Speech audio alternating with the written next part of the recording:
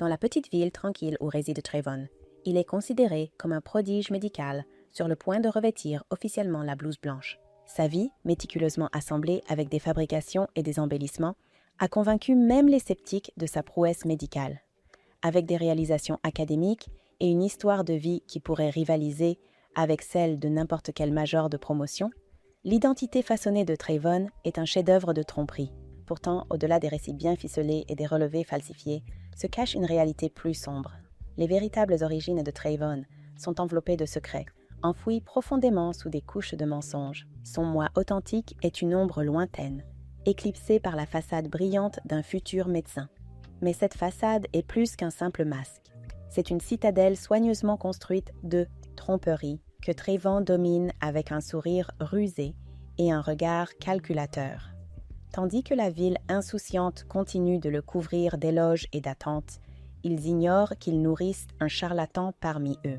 Trayvon, le garçon qui rêvait autrefois de réussite authentique, a cédé à la séduction des mensonges faciles et vacille au bord d'un abîme qui promet à la fois un succès inégalé et une chute inévitable.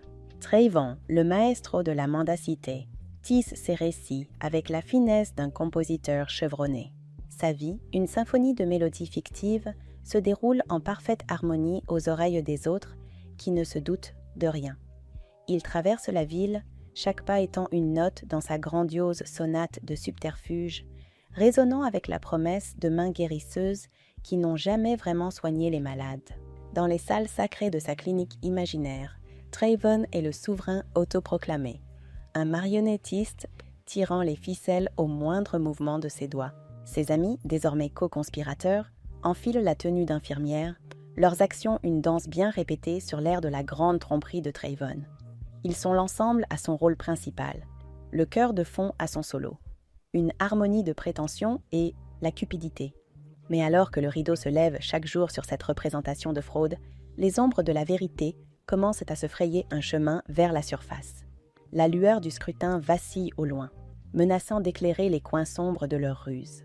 Trayvon, toujours le metteur en scène de son récit, doit maintenant chorégraphier un ballet encore plus délicat. Un qui se tient sur le fil du rasoir entre l'adulation d'une ville et le précipice de la déchéance morale. La nuit tombe et le scintillement de la façade commence à s'atténuer. Les murmures de la conscience bruissent comme des feuilles au vent. Dans la solitude de l'obscurité, le visage de Trayvon se fissure, révélant le vide dévorant où la vérité résidait autrefois. Son empire, construit sur des sables de tromperie, sent la marée incessante de l'honnêteté frapper ses fondations. Chaque vague rappelant la réalité à laquelle il a tourné le dos. Le jour, il parade dans le sanctuaire contrefait, son temple de duplicité où des serments creux sont prononcés sur l'autel de l'avidité. Ses acolytes, vêtus sous l'apparence du soin, dispensent des placebos avec la grâce d'un sorcier. La ville, délicieusement prise dans cette illusion orchestrée, ne voit pas le serpent sous les pétales de lotus. Pourtant, une tempête s'agite derrière l'immobilité dans les yeux de Trayvon, un maelstrom en formation d'une exposition inévitable. La tromperie qu'il a tissée, une toile complexe qui scintille avec la rosée du matin, est périlleuse sous le poids imminent de la vérité. Trayvon sait que la performance ne peut pas soutenir indéfiniment le regard scrutateur de l'aube. Le final approche, un coda non écrit qui menace de défaire le concerto de l'œuvre de sa vie. Avec chaque éloge qu'il reçoit, les chaînes de sa propre fabrication se resserrent. Trayvon ressent l'étreinte étouffante de son monde fabriqué, chaque mensonge étant un maillon de la spirale en constante expansion. Le faux docteur doit avancer prudemment, car le chemin qu'il emprunte est bordé des spectres de la chute, chacun attendant un faux pas pour l'entraîner dans l'abîme de la ruine. Alors que l'aube se lève, projetant une lumière pâle sur son château de cartes, Trayvon se tient au bord du précipice, scrutant l'abîme de sa propre création. Le soleil du matin, juge impitoyable, illumine les bords effilochés de sa tapisserie de mensonges. Chaque fil, autrefois vibrant de la teinte de la tromperie, semble désormais fragile sous le regard de vérité. Dans les moments de quiétude avant que le monde ne s'éveille, Trayvon contemple les chemins labyrinthiques que sa vie a parcourus. Les échos de son véritable moi, un murmure lointain perdu dans la cacophonie des mensonges, l'appellent avec une attirance envoûtante. Pourtant, il est trop enchevêtré dans la toile qu'il a tissée, chaque fil étant une chaîne qui le lie à cette existence fantomatique.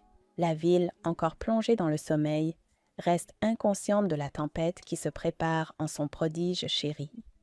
À leur insu, le jour du jugement approche, lorsque la mascarade s'effondrera et que le voile sera levé.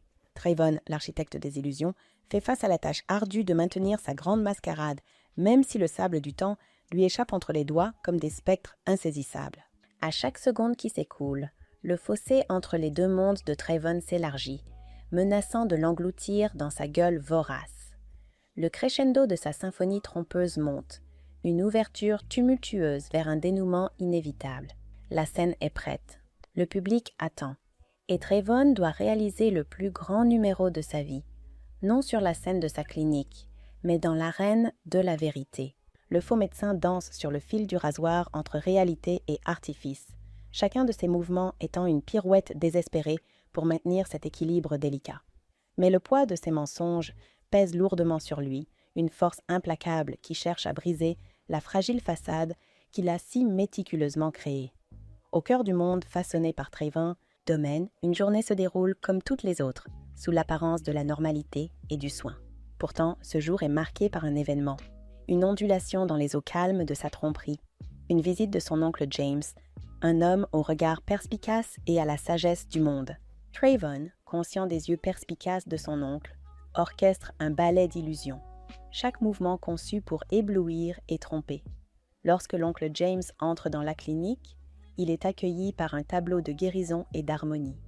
Des patients soigneusement sélectionnés pour leurs légers mots chantent les louanges du toucher miraculeux de Trayvon. Des amis déguisés en professionnels de la santé traversent la scène avec maîtrise, aisance. Chaque geste une note dans la symphonie de mensonges. Trayvon, le chef d'orchestre de cette grande opéra, rencontre son oncle avec un sourire, ses mots empreints du doux poison de la tromperie. Dans un coin, une patiente, Madame Peterson, une femme âgée avec un goût pour le dramatique, raconte sa guérison d'une condition débilitante. Son histoire, une tapisserie tissée des fils de la fiction de Trayvon. Dans un autre, un jeune homme, Michael, un ami juré au secret, boitille avec une grimace convaincante, seulement pour se rétablir sous les soins experts de Trayvon. Oncle James, son regard perçant le vernis, semble momentanément séduit par le spectacle orchestré devant lui. Pourtant, sous la surface, des questions bouillonnent, un chaudron de doute mijotant sous la façade de croyance. Trayvon, sentant les sous-courants de suspicion, tisse des récits plus complexes, ses narrations s'épanouissant comme des fleurs dans le jardin de la tromperie, leurs pétales obscurcissant les épines de la vérité. Sous la surface, à mesure que le jour décline, la clinique s'efface pour devenir le décor d'une tromperie plus intime. Trayvon, avec la finesse d'un acteur chevronné, guide son oncle à travers les archives de sa vie fabriquée, chaque document étant une brique dans la forteresse de ses mensonges. L'air est chargé d'histoires de terres lointaines, de procès et tribulations surmontées, chaque récit étant un coup de pinceau dans le portrait du faux docteur. Pourtant, alors que le soleil plonge sous l'horizon, projetant de longues ombres qui dansent comme des spectres de doute, Trayvon se retrouve pris dans une toile qu'il a lui-même tissée. Plus il file, plus les fils se resserrent autour de lui, telle une marionnette emmêlée dans les ficelles de sa grande performance. La visite de son oncle, censée être un témoignage de son succès, devient un miroir reflétant les dualités de son existence, le guérisseur et le trompeur, le neveu et le charlatan. Dans la lumière déclinante, le « clinique, une scène pour sa tromperie » devient un creuset, testant la trempe des convictions de Trayvon. La fondation de mensonges s'effondrera-t-elle sous le poids de la vérité? Ou le maestro de la duplicité orchestrera-t-il une nouvelle évasion de justesse? Alors que la clinique contrefaite de Trayvon prospérait, une confiance dangereuse prenait racine en lui.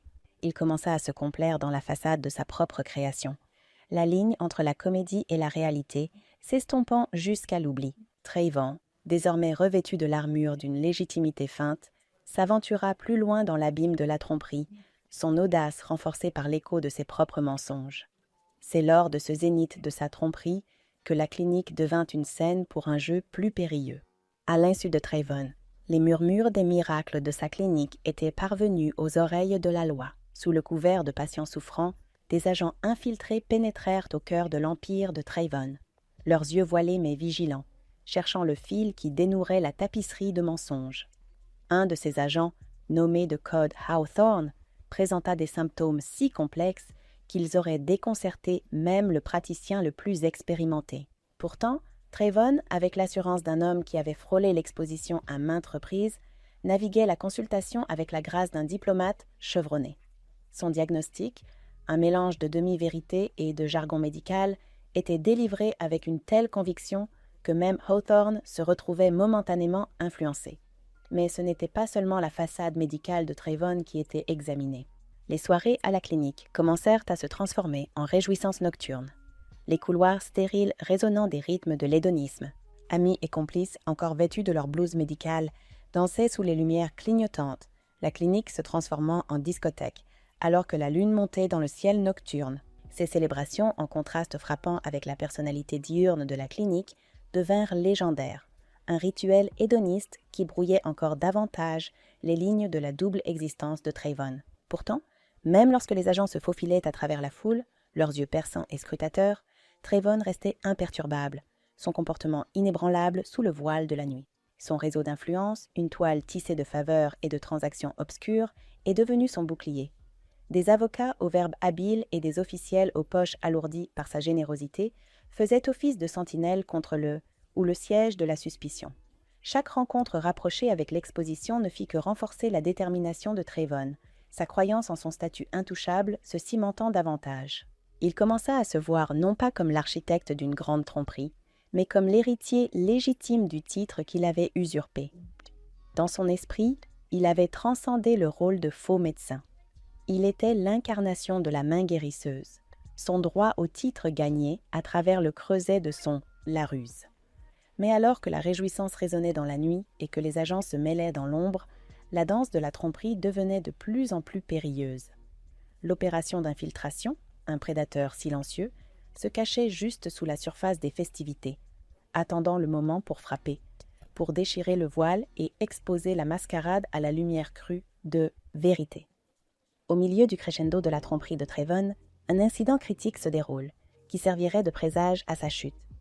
Une jeune fille, à peine adolescente et héritière d'une famille dont le nom résonnait avec pouvoir et privilège, a été précipitée dans la clinique de Trayvon, sous le voile de la nuit. Son état était grave, conséquence d'une dangereuse aventure avec des substances, sa vie ne tenant qu'à un fil si mince qu'il en était presque invisible.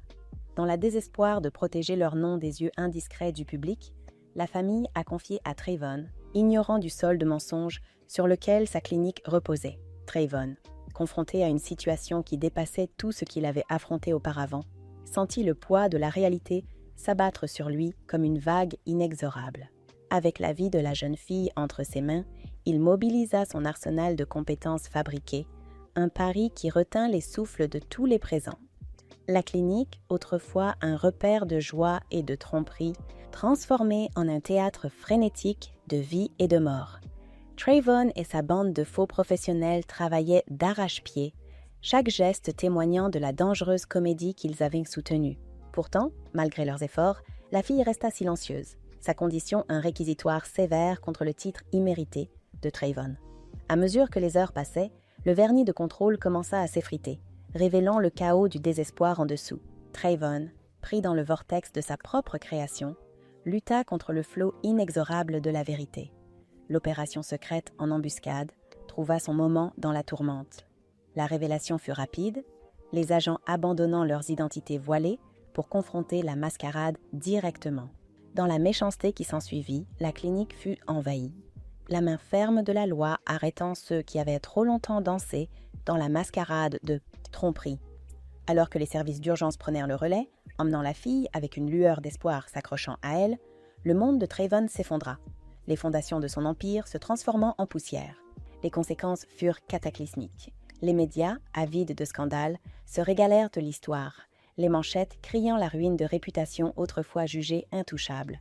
La jeune fille, par un miracle, retrouva son chemin depuis le bord du précipice, sa récupération étant un témoignage silencieux des vrais héros qui travaillent dans la lumière de vérité. Trayvon, autrefois maître de son propre récit, se retrouva piégé par les conséquences de ses actes, un conte de mise en garde gravé dans les annales de l'infamie. La clinique, désormais une coquille vide, se dressait comme un rappel saisissant du chemin périlleux de la tromperie et de la justice inévitable qui s'ensuit. Dans la quiétude de sa cellule, Trayvon entreprit un voyage de rédemption, les barres de fer contrastant vivement avec la liberté de ses tromperies passées. Avec le temps s'étendant interminablement devant lui, il se tourna vers l'écrit, versant ses remords dans des lettres adressées à oncle James. Chaque mot était une demande de pardon, un témoignage de la transformation opérant dans les confins de sa cellule. Au milieu de l'introspection et de la solitude, Trayvon trouva un allié inattendu dans la connaissance. Les textes médicaux devinrent son réconfort, les pages une fenêtre sur le monde qu'il avait autrefois imité. Avec un fervent désir authentique, il plongea dans les profondeurs de la médecine, son esprit absorbant les vérités qu'il avait autrefois contournées. L'art et la science de guérir, autrefois une façade, commencèrent à prendre racine dans le terreau fertile de sa sincérité retrouvée. Les liens avec son passé, les amis qui avaient autrefois jubilé dans la comédie, sont devenus des souvenirs lointains, leur attrait s'estompant comme des ombres à l'aube. À leur place, un lien renforcé par l'adversité et la vérité a commencé à se former avec Miranda, la femme qui était restée à ses côtés, son amour inflexible même face à la trahison. Miranda, autrefois actrice dans le théâtre de mensonges de Trayvon, émergea comme un phare d'espoir, son amour une constante dans le tumulte du bouleversement de Trayvon. Au fil des saisons, le chemin de Trayvon le ramena au monde, un homme changé portant les cicatrices de son passé et l'humilité de sa pénitence. Le petit mariage intime, se déroulant sur l'arrière-plan d'un nouveau départ, était une confluence de ceux qui avaient traversé la tempête à ses côtés. L'air était rempli de la promesse de nouveaux commencements, les échos de leurs vœux, un engagement solennel envers l'avenir qu'ils construiraient ensemble. Oncle James, son arrivée inopinée, se tenait à la périphérie, sa présence une colonne silencieuse de force. Alors qu'il avançait, sa bénédiction portait le poids du pardon, un geste qui scellait la réconciliation. Trayvon, debout aux côtés de Miranda, sentit les chaînes de son passé se dissoudre, le spectre de Clinico s'évanouissant dans les annales d'une leçon apprise. Alors que les dernières notes de la cérémonie s'estompaient dans le crépuscule, Trayvon, maintenant armé du savoir et de la conviction d'un vrai guérisseur, regardait l'horizon. Le chemin à venir était pavé des pierres de la rédemption, chaque pas étant le témoignage de l'homme qu'il était devenu. Les vœux échangés n'étaient pas simplement une union de deux cœurs, mais une alliance avec la vie elle-même, un engagement à honorer la vérité, à chérir la sainteté de la guérison, et à forger un héritage ancré dans l'authenticité de soi.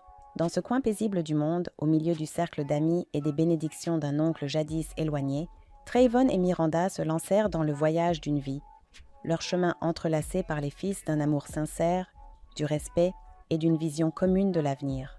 L'histoire de Trayvon, le faux médecin, a trouvé sa conclusion non pas dans les échos de l'infamie, mais dans la promesse silencieuse d'une vie renaissant de ses propres cendres, d'essai.